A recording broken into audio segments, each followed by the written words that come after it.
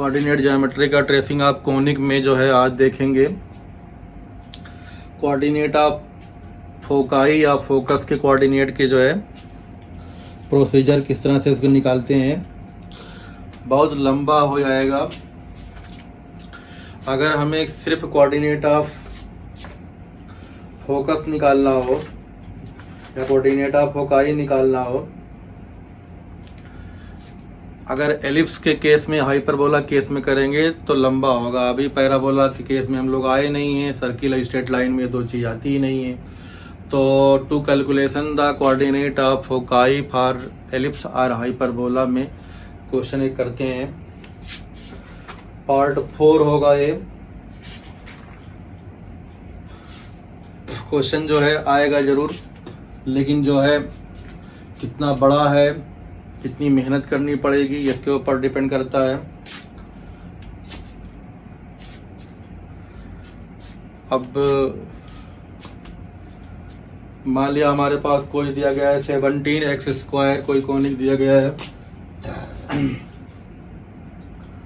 17x²,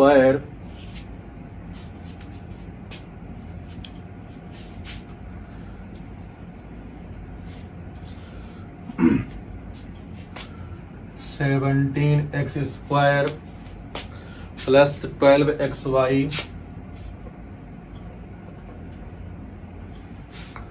plus 8y² minus 46x minus 28y plus 33 equal to 0। इसके coordinate of foci निकालने में तो सबसे पहले हम लोग क्या निकालेंगे, सेंटर निकालेंगे। सेंटर निकालने के बाद फिर जो है सी डैश की वैल्यू निकालेंगे। फिर दिए गए कोनिक इक्वेशन के सेंटर को ओरिजिन पे शिफ्ट करा के स्टैंडर्ड इक्वेशन निकालेंगे। Capital A, capital B, capital H की वैल्यू निकालेंगे। इन वैल्यू से r² की वैल्यू निकालेंगे, r1², r2²।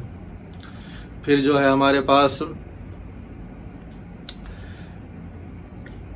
Equation of axis और लेंथ ऑफ एक्सिस पूछा नहीं है, तो सिर्फ हमें r1² की वैल्यू की ही जरूरत पड़ेगी।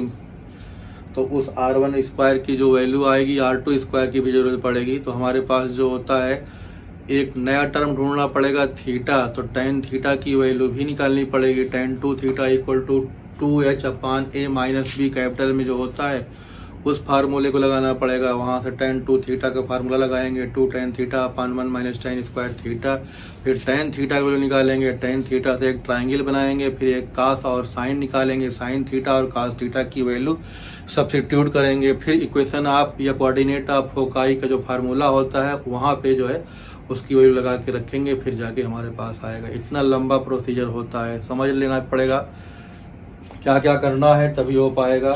स्टेप से याद हो, कैलकुलेशन स्ट्रांग हो तो जो है जल्दी किया जा सकता है। तो सबसे पहले हमारे पास कोऑर्डिनेट ऑफ सेंटर निकालने के लिए जो शॉर्टकट मेथड है वो लगाएंगे। तो हमारे पास यहाँ से हो जाएगा, पहले कंपेयर कर लें। a equal to 17, b equal to 8 और h इक्वल टू कितना आ गया 6 और g इक्वल टू -23 और f इक्वल टू -14 और c equal to 33। x1 y1 की वैल्यू निकालना है। किसकी निकालना है? x1 y1 की वैल्यू। तो x1 की वैल्यू हमारे पास जो फार्मूला होता है, x1 इक्वल टू होता है 3 जब अपान ab माइनस h²। f और h की वैल्यू 14 और 6 -14 और 6, तो हमारे पास -84 हो जाएगा ये। फिर अगले स्टेप में हमारे पास हो जाएगा -gb, g और b, -g और b, तो ये प्लस हो जाएगा। g की वैल्यू 23, b की वैल्यू 8, 8 × 3 24 और 8 इंटू 2 16, 16 2 18।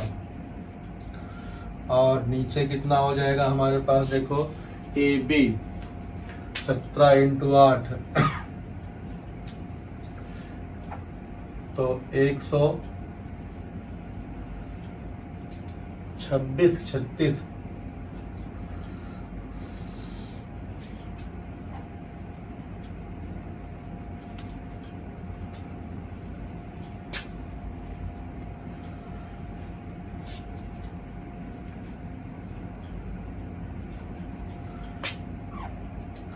आठ 136 माइनस एच स्क्वायर 36।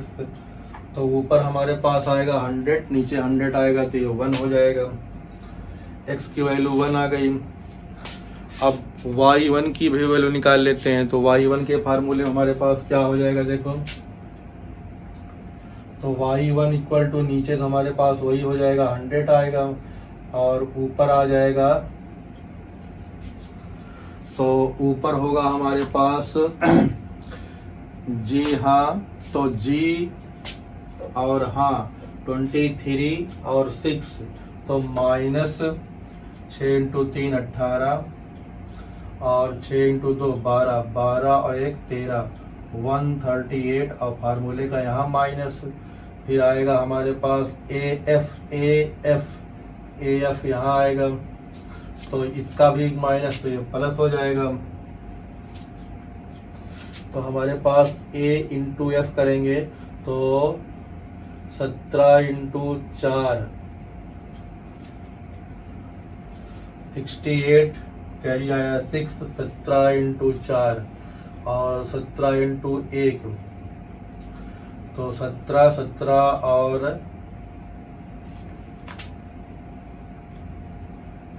17 और 6 17 3 20 3 23 238 नीचे से और ऊपर से फिर 100 बच जाएगा, फिर इसकी वैल्यू 1 हो गई। तो हमारे पास सेंटर के कोऑर्डिनेट आ गए x1 y1 इक्वल टू 1, 1। तो सेंटर कोऑर्डिनेट हमारे पास जो है फार्मूला लगा के 1, 1 निकाल लिया। आधा स्टेप्स जो है सेंटर का हो गया। अब हमारे पास दूसरा काम करना है, सी डैश निकालना है। क्या निकालना है, सी डैश। तो इसको जो है हटाया जा सकता है,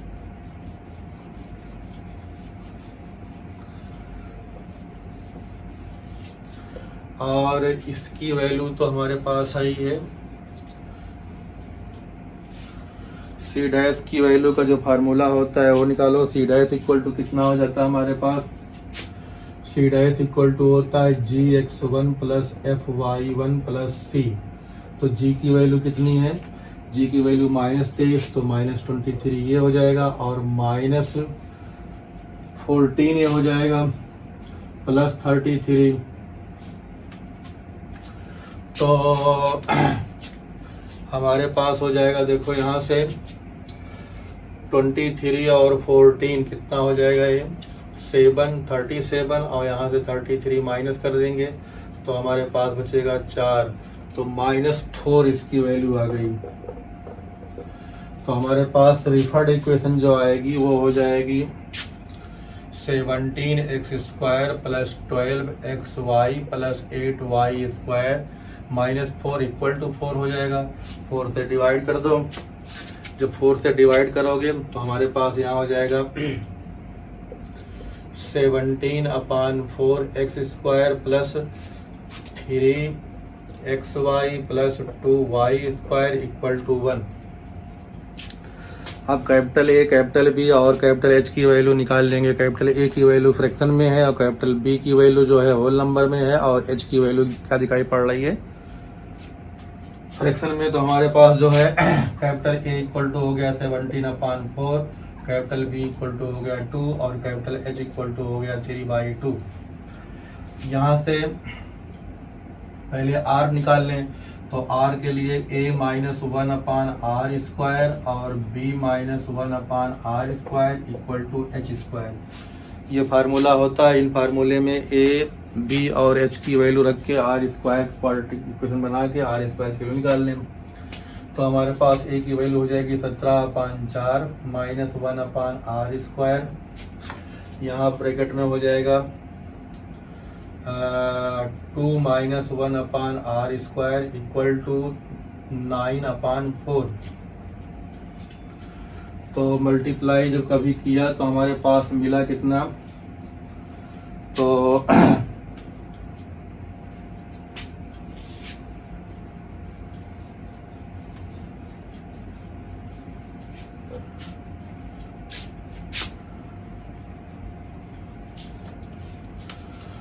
मल्टीप्लाई करने पे, मल्टीप्लाई जब करेंगे यहाँ से तो हमारे पास मिल जाएगा 17/2 माइनस 17/4 प्लस 2 1/r² और plus 1/r⁴ equal to 9/4। Centre हमारे पास x1 y1 की वैल्यू 1,1 आई है और c डैश की वैल्यू -4 आई है। जरूरत पड़ती है कभी से वहाँ लिख लिया। तो यहाँ पे हो गया हमारे पास 17/2 माइनस 9/4। तो 17/2 माइनस 9/4 माइनस 17 और 8 25/4 25/4 into 1/r² plus 1/r⁴ equal to 0। तो हमारे पास जो है एलसीएम यहाँ भी हो जाएगा 4। तो 34 में से 4 गया बचा 30, 25/4। तो 25r⁴ minus 25r² plus 25 plus 4 equal to 0। तो सीधा रूल लगा दो, r² इक्वल टू तुम्हारे पास आ जाएगा 25 प्लस माइनस 625 माइनस 4abc। तो मतलब हो जाएगा तुम्हारे पास 400/2a मतलब 50 हो जाएगा। तो अब जो है क्या करेंगे, 625 माइनस 400 225 मतलब हो गया कितना 2 to 5 15। तो हमारे पास r² इक्वल टू आ जाएगा 25 प्लस माइनस 15/15। तो एक बार पॉजिटिव ले लें, एक बार जब पॉजिटिव लेंगे तो हमारे पास r1² आएगा। तो r1² इक्वल टू हो जाएगा 4/5। अगर हम लोग निगेटिव ले लेंगे तो हमारे पास r2² आएगा, क्योंकि वो छोटी वैल्यू दिखाई पड़ रही है। तो 1/5 हो जाएगा। अब हमारे पास जो है कोऑर्डिनेट ऑफ फोकाई में जो होता है r1² माइनस r2² का अंडर रूट एक स्टेप आता है, तो वो निकाल लें। r1² माइनस r2², तो under root r1² minus r2² करेंगे 3/5 आएगा। अब एक थीटा वाला टर्म जो है वो बचा हुआ है। तो tan 2 थीटा इक्वल टू हमारे पास होता है, तो tan 2 theta equal to 2h/a minus b, ये फार्मूला लगेगा। तो इस फार्मूले को जो लगाएंगे तो हमारे पास इसके प्लेस पे लिख सकते हैं 2 tan θ/1 माइनस tan² थीटा, और यहाँ हो जाएगा 2h की वैल्यू आ जाएगी हमारे पास, 2h की वैल्यू आ जाएगी 3, और a माइनस b करेंगे 17 माइनस 8। तो 9/4, यहाँ पे 9 और 4 यहाँ चला जाएगा। तो इस 2 से ये 2 इसमें कैंसिल। तो tan θ/1 minus tan² theta equal to 3 से इसको कैंसिल करेंगे तो 2/3।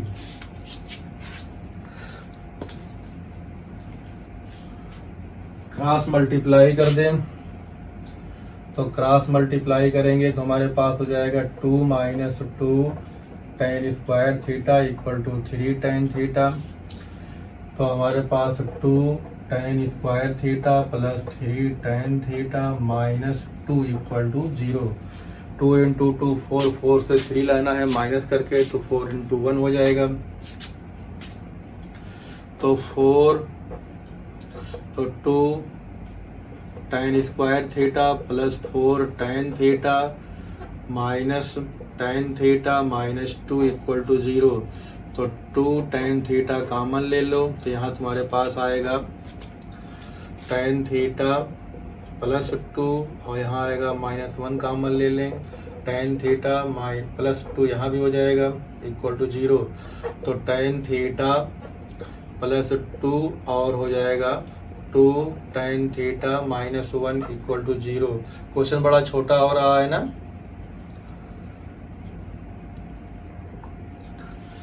पिछले भी जो है हम लोग कर रहे थे, जब coordinate of equation of axis निकाल रहे थे तो वो भी लंबा हो रहा था।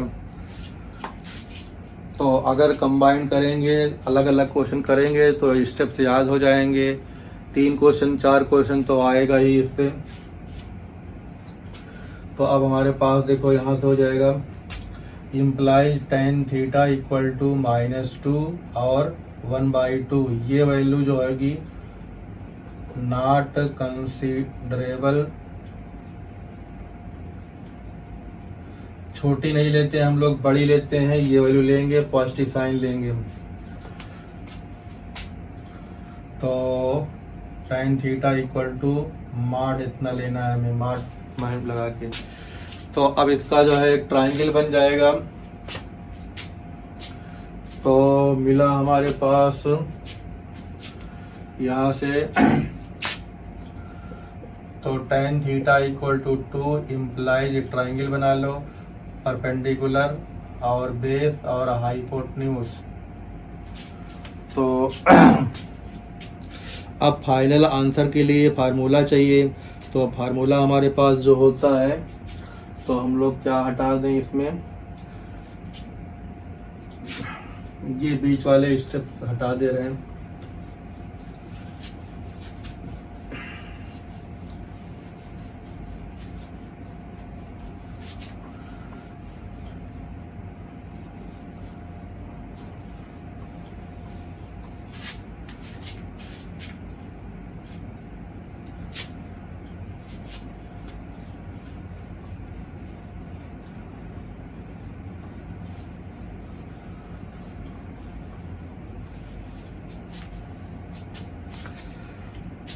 कोऑर्डिनेट ऑफ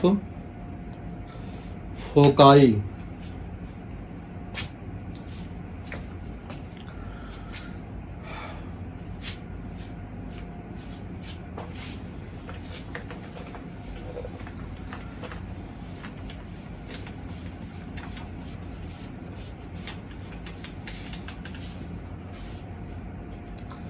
तो मिला हमें देखो कितना,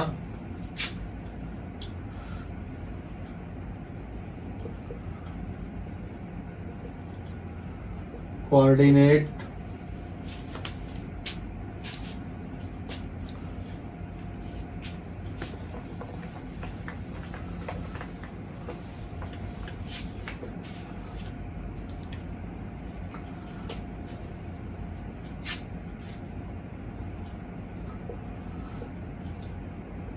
कोऑर्डिनेट ऑफ फोकाई जो होगा, तो x1 प्लस माइनस